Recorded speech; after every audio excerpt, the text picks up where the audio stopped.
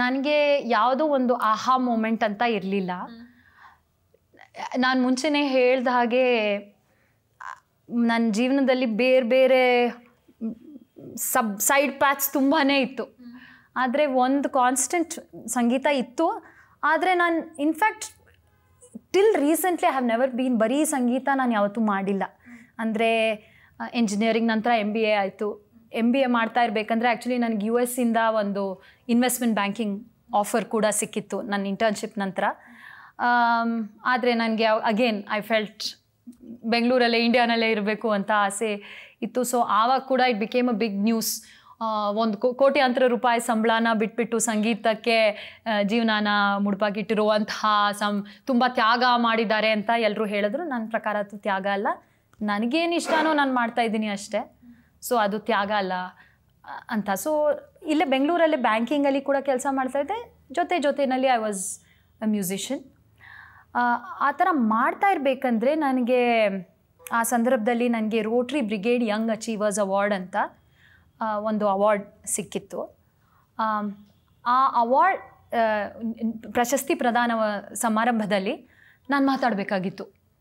So ಆಗ್ತಾನೆ ನಾನು IIM ಏನು ಮುಗಿತಾ ಬಂದಿತ್ತು. ಸೊ ನಾನು ಆವಾಗೇನೋ ಜಸ್ಟ್ ಭಾಷಣದಲ್ಲಿ ಏನು ಎದ್ದೋದು ಮಾತು ಬಿದ್ದೋಗ್ಲಿ ಅಂತ ಹೇಳ್ತಾರಲ್ಲ, ಆ ಥರ ನಾನು ಹೇಳಿದ್ದೆ, ನೋಡಿ ನಾನು IIM ಅಲ್ಲಿ ಓದಿದ್ದೀನಿ, ಇಂಡಿಯನ್ ಇನ್ಸ್ಟಿಟ್ಯೂಟ್ ಆಫ್ ಮ್ಯಾನೇಜ್ಮೆಂಟ್ ಇವತ್ತು ಎಷ್ಟು ದೊಡ್ಡ ಒಂದು ಸಂಸ್ಥೆ IIM, why can't we have an Indian institute of music another IIM ಅಂತ ನನ್ನ ಮನಸ್ಸಲ್ಲಿ ಏನೋ ಒಂದು ಥಾಟ್ ಇತ್ತು.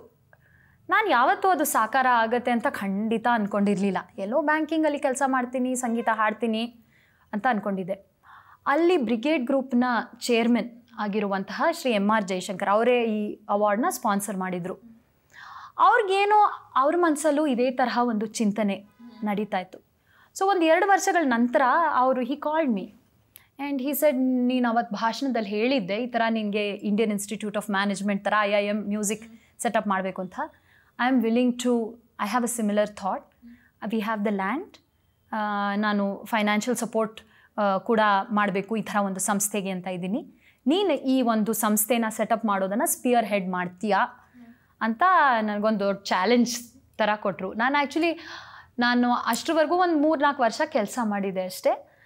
ಒಂದು ಸಂಸ್ಥೆನ ಸೆಟಪ್ ಮಾಡೋದು ಅಥವಾ ಒಂದು ಆಂಟ್ರಪ್ರೆನ್ಯೂರ್ಶಿಪ್ ಭಾವನೆಯಲ್ಲಿ ನಾನು ಯಾವತ್ತೂ ಖಂಡಿತ ಯೋಚನೆ ಮಾಡಿರಲಿಲ್ಲ.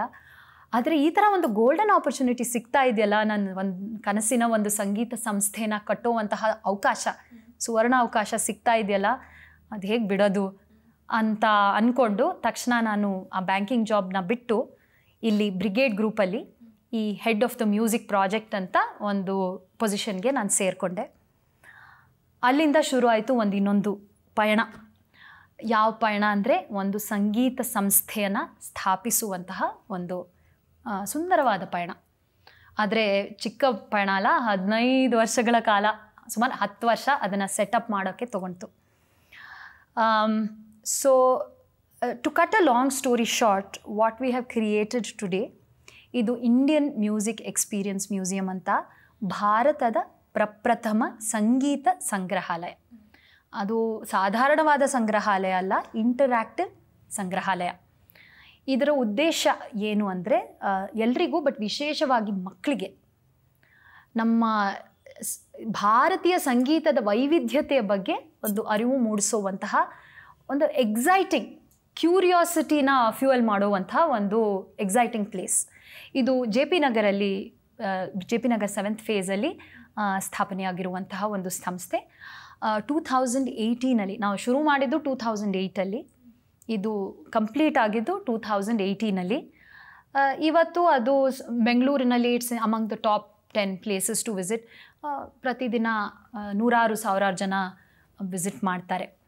ಸೊ ಈ ಒಂದು ಸಂಸ್ಥೆ ಸ್ಥಾಪನೆ ಮಾಡೋದು ಅಂದರೆ ಅದರ ಒಂದು ಕಾನ್ಸೆಪ್ಚುವಲೈಸ್ ಮಾಡೋದು, ಆಮೇಲೆ ಅದಕ್ಕೆ ಬಿಲ್ಡಿಂಗ್ ಡಿಸೈನ್, ಆರ್ಕಿಟೆಕ್ಟ್ಸ್ ಜೊತೆ ಬಿಲ್ಡಿಂಗ್ ಡಿಸೈನ್ ಮಾಡೋದು, ಇಂಟೀರಿಯರ್ ಎಕ್ಸಿಬಿಟ್ಸ್ ಡಿಸೈನ್ ಮಾಡೋದು, ಅಲ್ಲಿ ಪ್ರದರ್ಶನ ಮಾಡುವಂತಹ ವಸ್ತುಗಳ ಒಂದು ಕಲೆಕ್ಟ್ ಮಾಡೋದು, ಅಲ್ಲಿ ಎಕ್ಸ್ಪ್ಲನೇಟ್ರಿ ನೋಟ್ಸ್ ಬರೆಯೋದು, ಅಲ್ಲಿ ಡಿಸ್ಪ್ಲೇ ಮಾಡುವಂತಹ ಸಂಗೀತ ಮ್ಯೂಸಿಕ್ ಆಡಿಯೋ ವಿಜುವಲ್ ಮೀಡಿಯಾನ ಕಲೆಕ್ಟ್ ಮಾಡೋದು, ಫಿಲ್ಮ್ಸ್ನ ತಯಾರು ಮಾಡೋದು.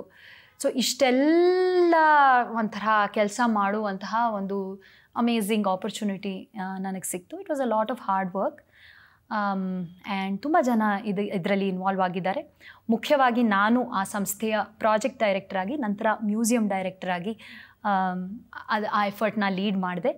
ನನ್ನ ಜೊತೆಯಲ್ಲಿ ಬಹಳಷ್ಟು ಕೆಲಸ ಮಾಡಿರುವರು ಹಿರಿಯ ವೀಣಾ ವಿದ್ವಾಂಸರಾದ ಡಾಕ್ಟರ್ ಸುಮಾ ಸುಧೀಂದ್ರ ಅವರು ಡೈರೆಕ್ಟರ್ ಆಫ್ ಔಟ್ರೀಚ್ ಆಗಿ, ಆಮೇಲೆ ನಂತರ ಬೋರ್ಡ್ ಆಫ್ ಟ್ರಸ್ಟೀಸಲ್ಲಿ ಅವರು ಕೂಡ ನಾವಿಬ್ಬರು ಒಂದು ಟೀಮ್ ಎಫರ್ಟ್ ಆಗಿ ಇದಕ್ಕೆ ತುಂಬಾ ಕೆಲಸ ಮಾಡಿದ್ದೀವಿ. It's been amazing experience.